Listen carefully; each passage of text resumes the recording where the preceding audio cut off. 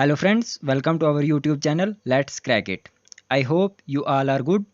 Friends, today we are going to discuss about UNESCO World Heritage Sites in India. First of all, friends हम UNESCO के बारे में थोड़ा introduction जान लेते हैं कि यूनेस्को है क्या।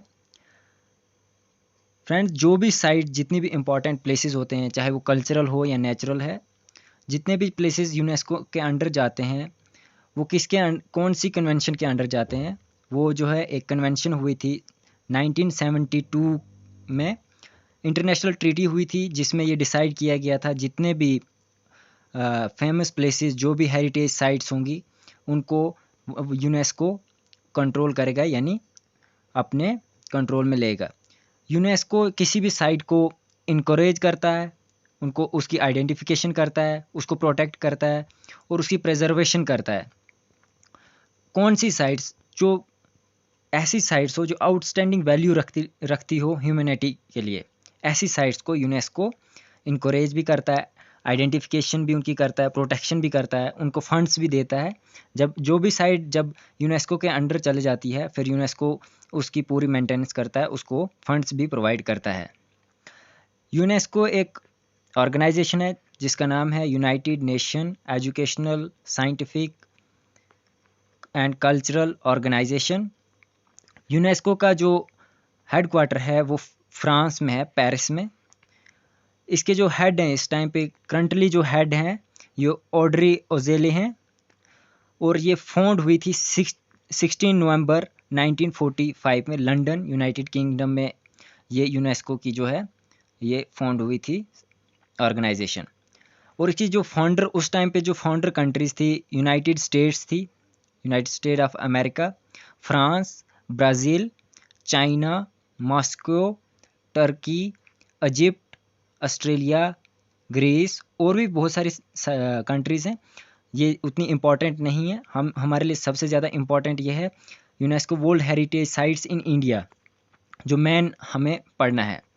और पेरेंट ऑर्गेनाइजेशन इसकी जो है वो यूनाइटेड नेशन है।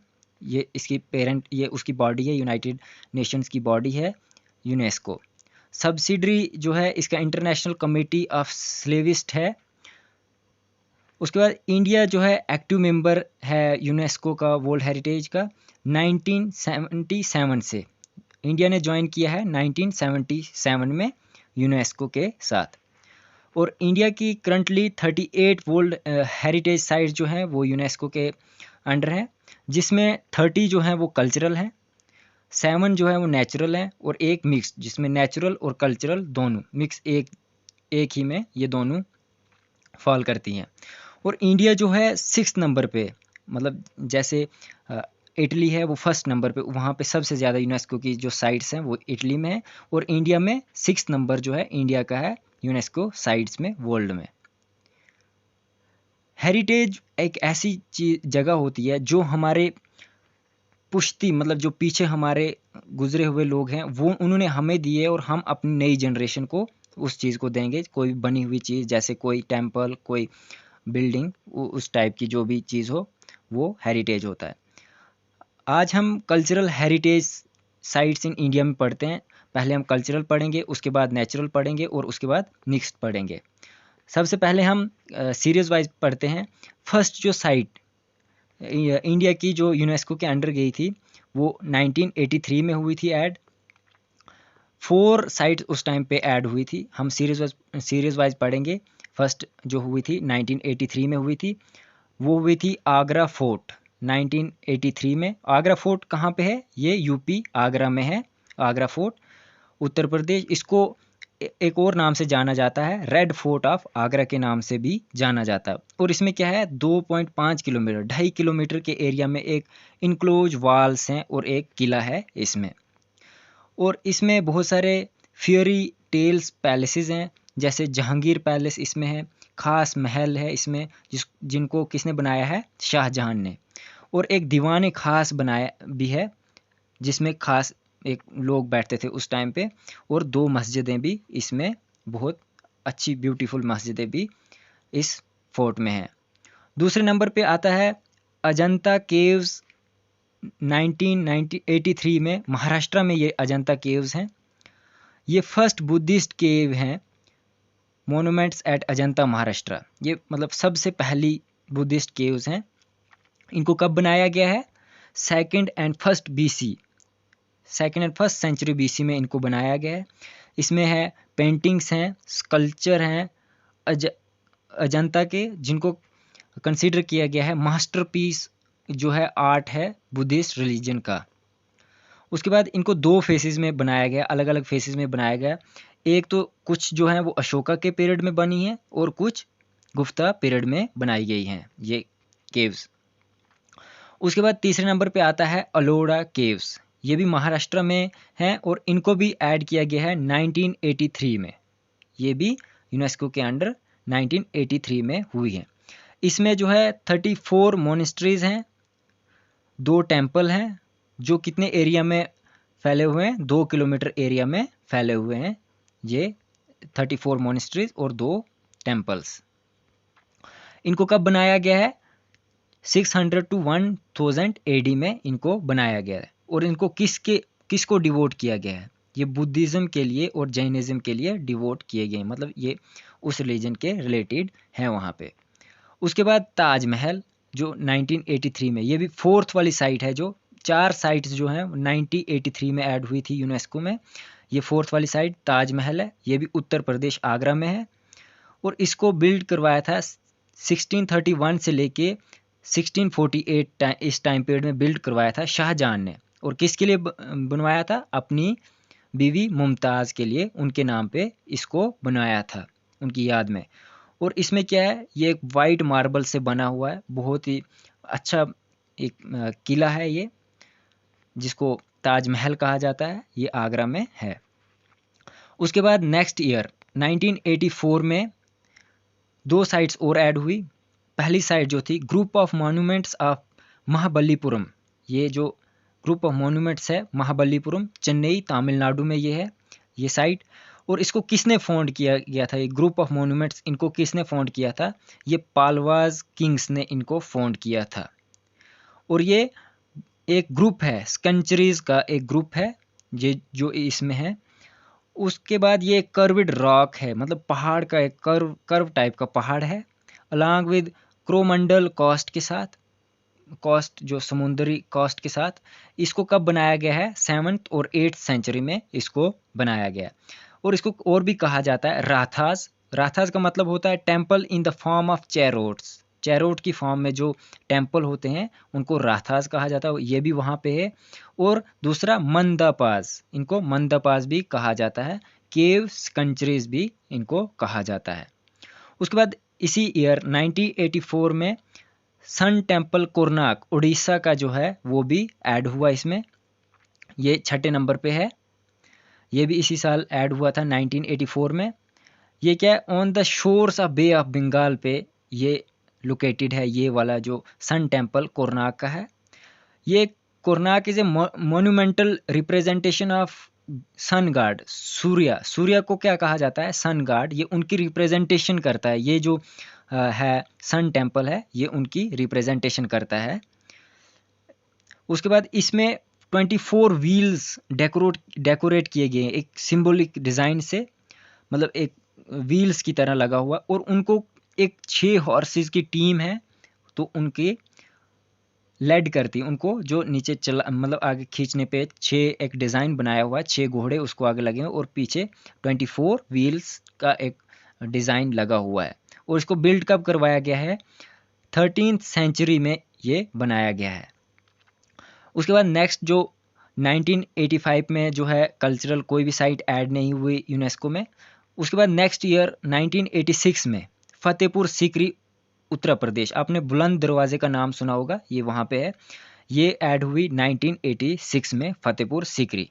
इसको बिल्ड करवाया गया था 16th सेंचुरी में। और इसको बिल्ड किसने करवाया था? अकबर ने। अकबर को आप जानते होंगे, ये मुगल रूलर थे, बहुत फेमस रूलर थे। फतेहपुर सीकरी को हम द सिटी ऑफ विक्ट्री भी कहते हैं। इसका दूसरा नाम सिटी ऑफ विक्ट्री भी है, ये याद रखें। ये कैपिटल था मुगल्स का। जो फतेहपुर सीकरी था उस टाइम पे ये कैपिटल रहा है 10 साल के लिए। अकबर के टाइम पे फतेहपुर सीकरी मुगल्स एम्पायर की कैपिटल रही है। इसमें क्या क्या है, कॉम्प्लेक्स ऑफ मोनूमेंट्स है, कुछ टेम्पल्स हैं, और इंडिया की सबसे लार्जेस्ट जामिया मस्जिद भी इसी में फॉल करती है। उसके बाद 8th नंबर पे group of monuments at Hampi. ये एक ग्रुप है मॉन्यूमेंट्स का, हम्पी कहाँ पे पड़ता है, कर्नाटका में, और ये भी 1986 में यूनेस्को की साइट्स में ऐड हुआ। और ये जो जगह है ये लास्ट कैपिटल थी ग्रेट हिंदू किंगडम, कौन सा, विजयनगर एक हिंदू किंगडम था, ये उनकी लास्ट कैपिटल थी, कौन सी, group of monuments at Hampi. और इसमें क्या है, ड्रेविडियन टेम्पल्स एंड पैलेसेस हैं, जो ये है मॉन्यूमेंट ऑफ हम्पी, इसमें ड्रेविडियन टेम्पल्स एंड पैलेसेस हैं। और इसको बाद में किसने कॉन्कर किया था, डेक्कन मुस्लिम्स ने इसको कॉन्कर किया था, अपने अंडर ले लिया था 1565 में। अभी ये यूनेस्को की साइट्स में ऐड हो गया है। उसके बाद खाजीराव ग्रुप ऑफ मॉन्यूमेंट्स, ये 9th वाली साइट है कल्चरल, ये मध्य प्रदेश में है, ये भी 1986 में ऐड हुई। 1986 में भी 4 साइट्स ऐड हुई। तो उसके बाद ये इसमें क्या है, टेम्पल है खाजीराव के, जिसको बिल्ड करवाया है ड्यूरिंग चंदेला डायनेस्टी के टाइम पे। इनको जो जितने भी टेम्पल्स हैं इनको बिल्ड करवाया गया है 950 से लेके 1050 तक, ये इनका टाइम पीरियड था जब ये बिल्ड करवाए गए। बहुत सारे टेम्पल्स थे लेकिन बहुत टाइम हो गया तो ये टूट गए। अभी जो रिमेनिंग टेम्पल्स है वो सिर्फ 20 टेम्पल्स बचे हुए हैं, जो बिलोंग करते हैं 2 रिलीजन्स को, एक हिंदुइज्म को और एक जैनिज्म को। मतलब कुछ टेम्पल जो वह हिंदुइज्म को बिलोंग करते हैं और कुछ टेम्पल्स जैनिज्म को बिलोंग करते हैं। उसके 10th नंबर पे आता है churches and convents of Goa. ये गोवा में है, कुछ चर्चिज और कॉन्वेंट है। ये भी ऐड हुआ था 1986 में यूनेस्को वर्ल्ड हेरिटेज साइट्स में, ये भी 1986 में ऐड हुआ था। और ये फॉर्मर कैपिटल थी, पुर्तगीज जो आए थे, आपको पता होना चाहिए था, सबसे लास्ट पे जो पुर्तगीज थे वो गोवा से गए थे। जब इंडिया ने पुर्तगीज को यहाँ से निकाला था तो लास्ट जो थे गोवा में ही उनका जो लास्ट कैपिटल था, वहाँ से उसके बाद वहाँ से उनको निकाल दिया गया था।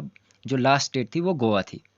पर्टिकुलर अगर कोई है इसमें जो चीज़ है वो एक चर्च है बोम जीसस की, जिसमें टॉम्ब है किसका, सर फ्रांसिस ज़ाइवर की, जो वहाँ पे टॉम्ब है, ये इसके लिए बहुत फेमस है।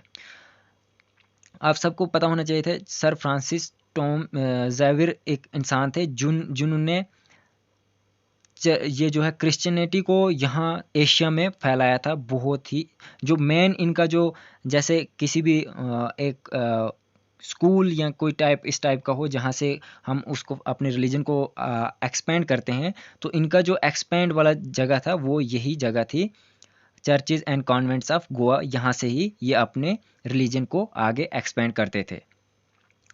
उसके बाद 11th नंबर पे जो है ग्रुप ऑफ मॉन्यूमेंट्स एट पदकल। ये एक ग्रुप है मॉन्यूमेंट्स का, कहाँ पे, पदकल कर्नाटका में। ये नेक्स्ट ईयर ऐड हुआ 1987 में, ये यूनेस्को की साइट्स में ऐड हुआ। इसमें क्या रिप्रेजेंट किया गया है, high point of an electric art, एक इलेक्ट्रिक आर्ट को रिप्रेजेंट किया गया है। और ये कब बना है, 7th and 8th सेंचुरी में। और किसके अंडर बना है, चुलकया डायनेस्टी के अंडर बनाया गया है जो ग्रुप ऑफ मॉन्यूमेंट एट पडाकल। इसमें और क्या क्या है, एक सीरीज है 9 हिंदू टेम्पल्स इसमें है, और एक जैन सेंचुरी भी है जो हमें देखने को वहाँ पे मिलती है। उसके बाद टेम्पल ऑफ विरूपाक्षा का है, एक विरूपाक्षा टेम्पल है जिसको 740 सेंचुरी में बनवाया गया था। किसने बनवाया था, क्वीन लोका महादेवी ने बनवाया था। किसके लिए, अपने हस्बैंड की विक्ट्री, जब उनके हस्बैंड ने विक्ट्री कोई जंग जीती तो उनकी खुशी में उन्होंने ये टेम्पल बनवाया था। उसके बाद 12th नंबर पे जो है वो ग्रेट लिविंग चोला टेम्पल जो है, ये भी 1987 में ऐड हुआ, ये तमिलनाडु में है। इसको कुछ जो पार्ट 1987 में ऐड हुआ और कुछ जो पार्ट है 2004 में ऐड हुआ। और अभी हम फोकस करेंगे 1987 पे, क्योंकि ये पहले ऐड ऑलरेडी हुआ था तो इसको अब एक ही माना जाता है। ये एक ही जगह है लेकिन 2 बार, कुछ एरिया इसका एक बार ऐड हुआ है और कुछ एरिया दूसरी बार। इसको बिल्ड करवाया था चोला एम्पायर ने। और इसमें तीन ग्रेट टेम्पल हैं जो कौन सी सेंचुरी के, 11वीं सेंचुरी के और 12वीं सेंचुरी के तीन बहुत बड़े बड़े टेम्पल्स इसमें इस टाइम पे देखने को मिलते हैं। और इसमें कुछ ब्रिलियंट, बहुत ज़्यादा, बहुत खूबसूरत आर्किटेक्चर, स्कल्पचर, पेंटिंग और ब्रोंज कास्टिंग है जो उस टाइम के रूलर्स ने चोला एम्पायर की उस ब्रिलियंट जो आर्किटेक्चर को प्रेजेंट करता है और उनकी स्कल्पचर पेंटिंग को अभी भी ये इसमें देखने को मिलती हैं ग्रेट चोला टेम्पल्स में, ग्रेट लिविंग चोला टेम्पल्स में। फ्रेंड्स, आज हम 12 साइट्स को ही पढ़ते हैं। नेक्स्ट लेक्चर में जो बाकी जितनी भी साइट्स हैं उनको कवर करेंगे। अगर आपको हमारी वीडियो अच्छी लगी तो हमारी वीडियो को लाइक करें, शेयर करें, कमेंट करें और हमारे चैनल को सब्सक्राइब करें।